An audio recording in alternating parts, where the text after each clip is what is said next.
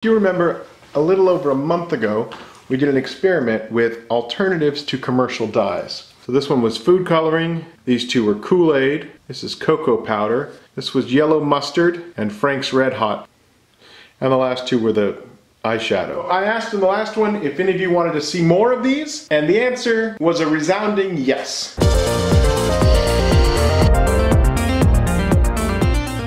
A lot of you suggested turmeric.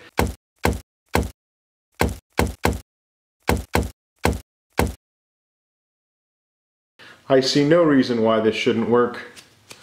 It's been dyeing people's clothes and fingers for years.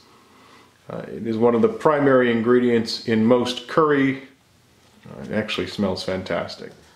And since I used art resin last time, I figured I'd change it up and try a different resin this time. We're going to go with Total Boat and see how we do. It's already a deep red color. I'll be honest, I was expecting orange. Another thing I got asked a lot in the last video was, do they smell? The answer is it smells fantastic at this stage while we're mixing them, but once they cure, no, they just smell like resin. Ooh, I picked up some new molds for this. Little wrestling masks.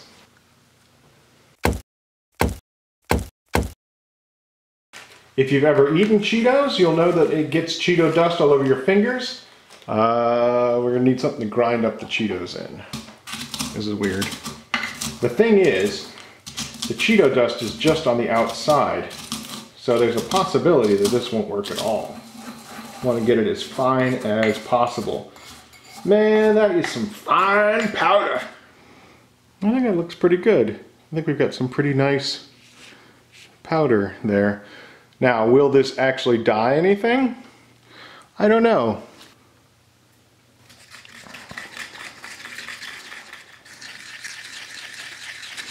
I don't know if it's dissolving or not.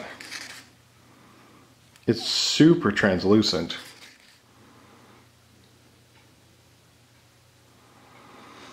Oh. It's like really translucent. Oh, I would not have expected that. Yeah, well, what I didn't think about was most of the dye is on the outside, but I ground up the entire Cheeto. It's kind of yummy like this too. Ew, you did not. Did not what? Eat that. Why not? No. Why not? That's a clean mortar and pestle. I just bought it. I haven't dipped any resin in there. You want some? No. Here comes the aeroplane. No, not a chance. Not a chance. Fine, I'll just dump it out. You're gonna die. What a waste. You're gonna die.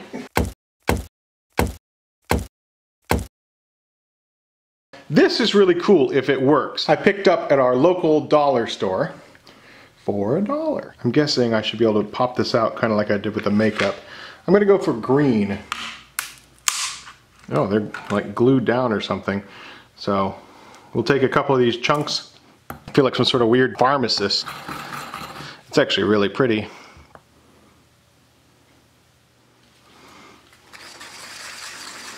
Oh.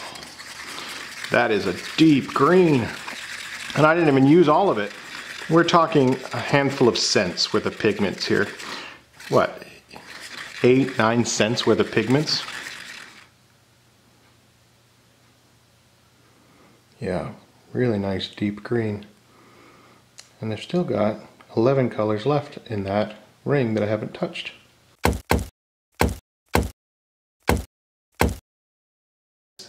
Nail polish. Also from the dollar store. Now, I think most nail polishes are acrylic. I am not a nail polish expert, but I believe that that means that we don't have to worry about any water in the nail polish. Very pretty purple.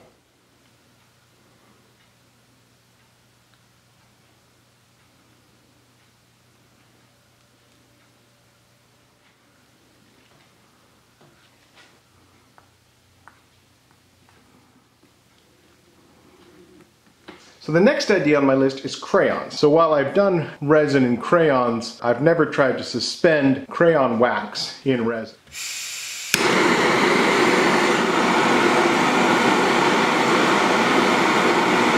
Am I getting any in?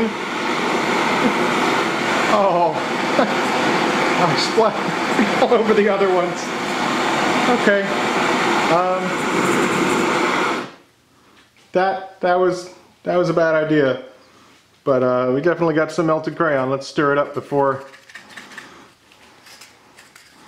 it hardens.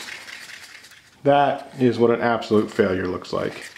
So the crayon just solidifies. It just rehardens into wax. Okie dokie. Cool. So, crayon. Not a success. Let's move on. Bacon bits. This is not real bacon. It is, I don't think there's anything real about it. It's basically crunchy little pieces of salt that sort of taste like bacon. And you put them on salads if you hate to eat salad.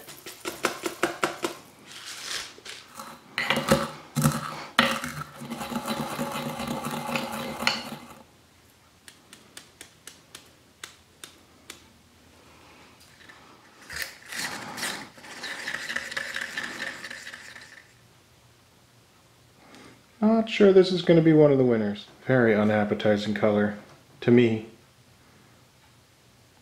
We're going to go with highlighters. I also got these from the dollar store, so it was inexpensive. And all I want to do is get to the ink. Okay. I think this should fluoresce under a black light. Ha-ha! Yes! Okay. Totally fluoresces under a black light, which is awesome. That is exactly what we want. And then I'm going to milk the highlighter into the resin cup.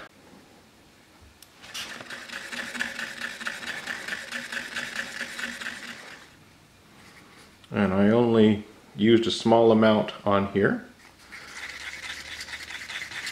And it definitely appears to be fluorescing. I'm pretty sure that means we've got glow-in-the-dark pigment. And we're just going to pour this into the last mold. Oh, there we go. That's it. We've got all 6 of our ingredients in our molds, including 2 rather unusual experiments here. We can check on it tomorrow and see how it turned out. A couple days later, let's have a look and see what it is we've got. Let's start here with the turmeric. So it ended up being very dark, deep red, almost brown. Totally works as a dye. No revelation there. People have been using turmeric seeds to dye things probably for a couple thousand years. So we are not on the cutting edge for this discovery. On to Cheetos. Yeah, that's kind of what I thought was going to happen. A very pale yellow. It's got some interesting flecks in it. The resin is super hard, it totally cured. Alright, so Cheeto worked. Turmeric totally worked. Let's check out watercolor paint. I think this one might be the big winner. You can get watercolor paints incredibly cheap. They come in a variety of colors. You saw how easy it was to grind this up. It worked fantastically. That is definitely 3 in a row. A very different color mixed with resin than here in the bottle. So I don't know if you just have to use a ton of this nail polish to get a good color. Oh, there's some gray crayon. Our legacy lives on. Okay. But it worked. It totally worked. But you might not be able to do a good color matching. You might have to do a bunch of samples. So, nail polish totally works. The only caveat is that this particular brand was very light in this particular brand of resin. Bacon bits. It's so gross. It's funnier that his mouth is open. They all settled in the bottom of the mold, so you get this weird sort of flecky meat mask look going on here, and then just a translucent back. You can do it. I think this is you can do it. The resin totally hardened it, didn't affect it at all. But yeah, that's pretty nasty. Okay, without any black light, just highlighter as a regular dye. It's really cool. It looks like a highlighter. And no, it doesn't mark your skin up. Let's put this under the black light and see how it looks. Yeah, look at that, it totally worked. You've got a pigment that looks really nice in the daylight, and it fluoresces under a black light. I'm really happy with the results. They were all really inexpensive. Many of them were actually no cost to me since I had them in my house. And we had a couple of disasters. I'm looking at you, Bacon Bits.